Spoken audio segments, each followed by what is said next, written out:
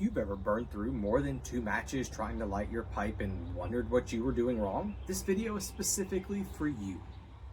The very first time I tried to light a pipe, I burned through 15 matches. That is 1-5. The old men at the shop watching, they just sat back and laughed. What they taught me that day changed everything about how I smoke, and it starts here with the light. I'm Joseph Foy, over 20 years smoking a pipe, and I live in tobacco country, North Carolina. Welcome to the porch. This is the Carolina pipe. If you've seen my video on the 5 biggest pipe smoking mistakes, then you already know my 15 matches story. I bring it up here because this is where everything matters, the light. Bad light makes everything that comes after it harder, but a good light sets up the entire bowl. The old man who called me over at the pipe shop that day said to me, "Joseph, a good pipe smoker only needs 1 match for the entire bowl. A normal pipe smoker needs 2. If you need more than that, your pipe or your tobacco are trying to tell you something and you need to pay attention." Today, I'm going to show you exactly what that is telling you. Most beginners do exactly what I did. They hold a flame to their tobacco and then they start taking draws. And when the flame touches the tobacco turns red and smoke comes out and you're smoking. But the second you stop puffing or remove the flame, it instantly goes out and you wonder why. What they've actually done is just light the surface of their tobacco instead of the whole bowl.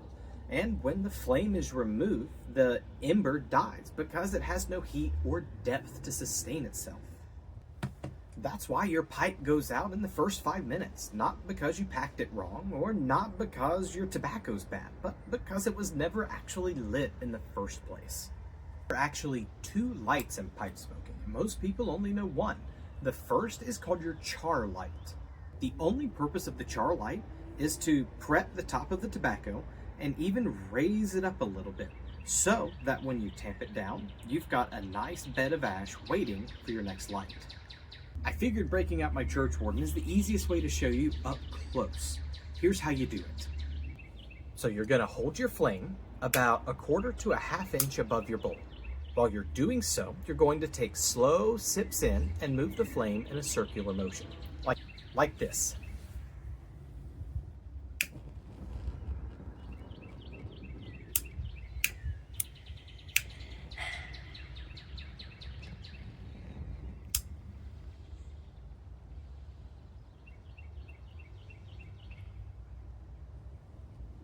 You'll even see here that the tobacco's puffed up a little bit, almost like a little mushroom shape. This is exactly what we're looking for.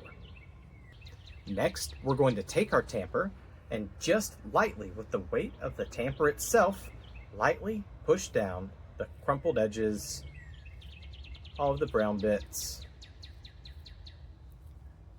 so that it's a nice and uniform flat surface. And not all of it might be black. And if you need to do it, you can do a second char light. That's not a big deal.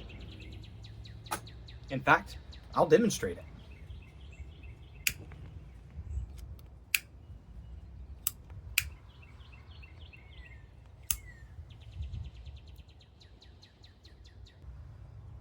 There. Now we're going to tamp that back down again. Nice and light. We're not using any pressure. We are just taking the tobacco that rose up and mounded and just flattening it.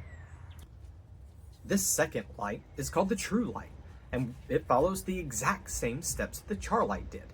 You're going to hold the flame about 1/4 to 1/2 inch above your tobacco, move it in slow circles as you slowly sip. You're not trying to pull the flame through, you're just slowly trying to pull the flame to where it almost touches.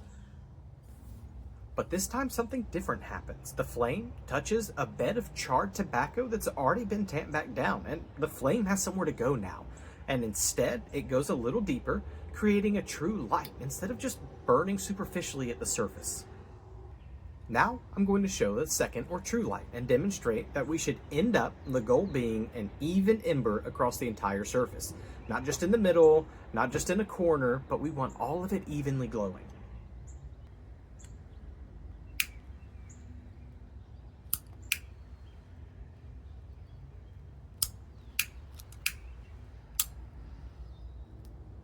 Another trick that I was shown by the old timers at my old tobacco shop in Greenville, South Carolina.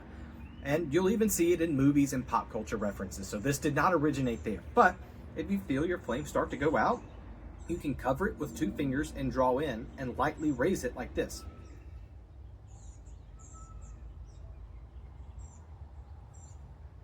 And you'll start to relight it again. And now we've got a properly lit, cool smoking pipe. Here's how you know you did it right. Take a slow puff,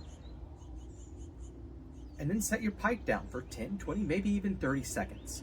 If you've lit it well, the ember should still be protected by that top layer of ash, and you still should be able to come back to it a few seconds later. Even after talking like this, I should be able to puff on my pipe and still be lit.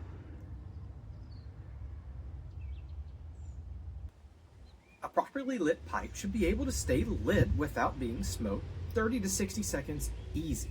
And it's not a superficial light either, and your pipe's not hot. Your ember just has somewhere to go.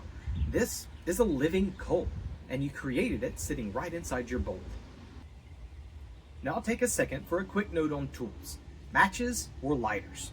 People are very passionate about this on both sides of the aisle, so I'll break it down pretty quickly for you. My honest take after 20 years of smoking is that soft flame lighters like this one off of Amazon give you more control over a flame and give you a little bit more consistency in the wind. Matches are wonderful, but they're a little bit more difficult to use. I need to give one warning. Do not use hard flame or butane torch lighters on your pipe. These lighters get extremely hot. Right now I can't even see the flame.